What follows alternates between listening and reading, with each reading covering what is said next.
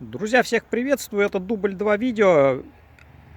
Снималось видео на базе автомобиля Land Cruiser Prado 120, но так как, к сожалению, видео не сохранилось из-за отсутствия места на флешке, показываю на крузаке на 200.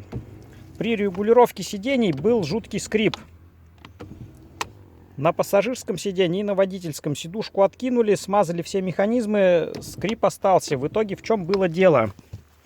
Вот здесь вот спереди есть две гайки на 12.